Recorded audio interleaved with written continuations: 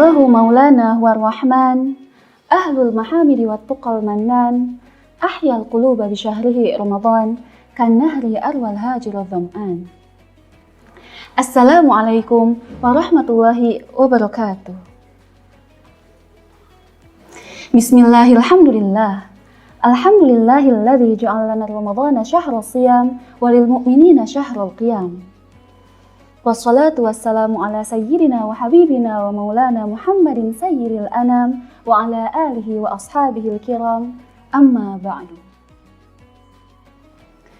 Untayan syukur yang tiada terukur kepada Allah, Zat yang Maha Ghafur. Segala puji yang tiada pernah bertepi atas Rabbil Izzati, Rob yang sampai saat ini masih melimpahkan segala macam nikmat dan mencucurkan ragam rahmat kepada kita semua.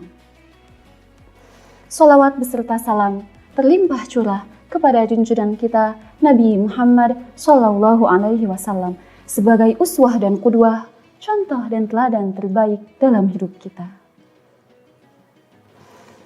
Teman-teman sekalian yang insya Allah dirahmati Allah, jika kita berbicara tentang cinta, maka seakan-akan kita sedang menghitung buih di lautan. Juga seakan-akan kita sedang menghitung butiran pasir di gurun Sahara, tidak akan ada habisnya. Terlebih lagi, jika cinta yang kita bicarakan adalah cinta antara sang Khalik dengan makhluknya. Cinta kepada Allah adalah sebuah cahaya terang, yang mana jika kamu tanpanya, maka kamu akan berada dalam sebuah lautan kegelapan. Ia adalah obat penyembuh, yang dimana jika kamu tanpanya, maka hatimu akan terasa hampa, kosong, dan tidak terarah. Dan sudah sepantasnya bagi kita seorang makhluk, seorang hamba, seorang muslim untuk mencintai Allah Subhanahu wa Ta'ala yang telah menciptakan kita semua, yang sampai saat ini masih melimpahkan segala rahmat dan nikmatnya kepada kita semua, yang sampai saat ini masih memberikan kesempatan kepada kita semua untuk bertemu dengan tamu agungnya, bulan suci Ramadan. Allah Subhanahu wa Ta'ala berfirman dalam Al-Quran surat Ali Imran ayat 31. A'udzu billahi minasyaitonir rajim. Bismillahirrahmanirrahim. Qul in kuntum tuhibbunallaha fattabi'uni yuhibbukumullahu wa yaghfir lakum dzunubakum wallahu ghafurur rahim. Yang artinya, katakanlah, jika kamu benar-benar mencintai Allah, maka ikutilah aku. Niscaya Allah mengasihi dan mengampuni dosa-dosamu. Allah Maha Pengampun lagi Maha Penyayang.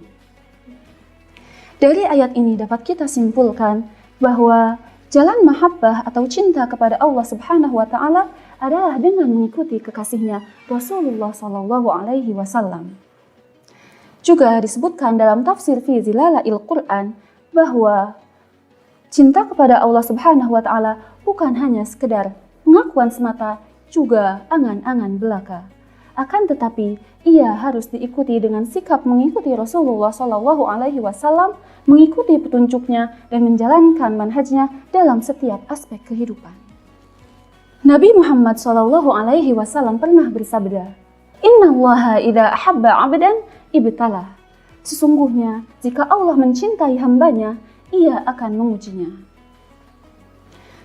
Teman-teman sekalian, satu hal yang seringkali kita luput, bahwa bentuk cinta Allah Subhanahu wa Ta'ala kepada kita, kepada hambanya, tidak selalu berbentuk anugerah, juga pemberian. Akan tetapi, terkadang kala bentuk cinta Allah Subhanahu wa Ta'ala kepada kita terbungkus, terbalut dalam bentuk ujian, cobaan, pemberatan, juga aturan.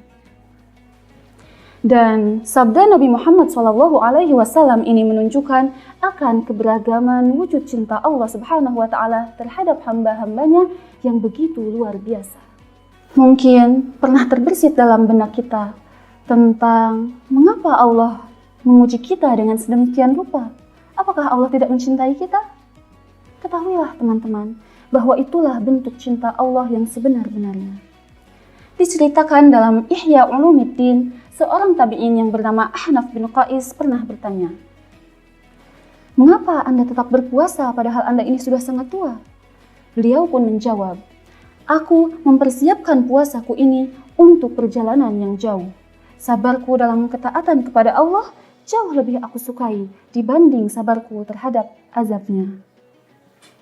Teman-teman sekalian, tidaklah Allah menguji hambanya kecuali karena cintanya.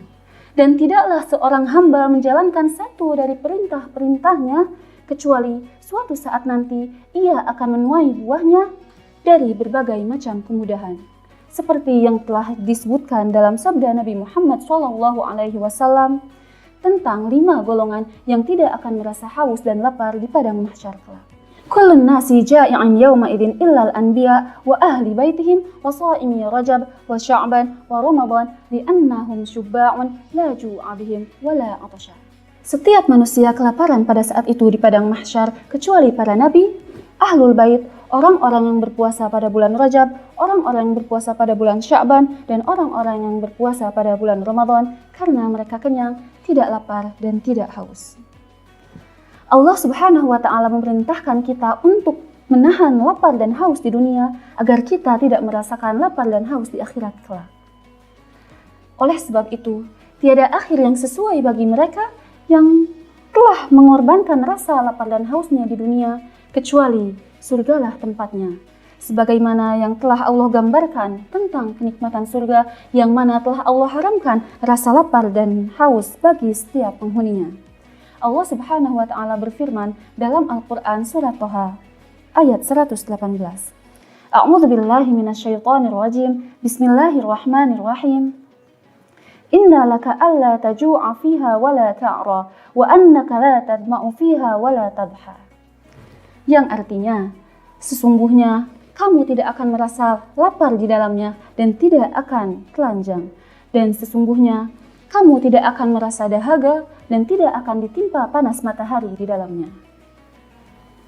Teman-teman sekalian, oleh karena itu, mari kita menghidupkan bulan suci Ramadan ini sebagai momentum untuk menumbuhkan rasa cinta kita kepada Allah Subhanahu wa Ta'ala dengan memperbanyak amal ibadah dan amal soleh.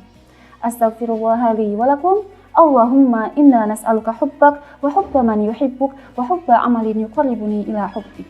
Billahi taufiq wal hidayah wa ridha wal inayah. Wassalamualaikum warahmatullahi wabarakatuh.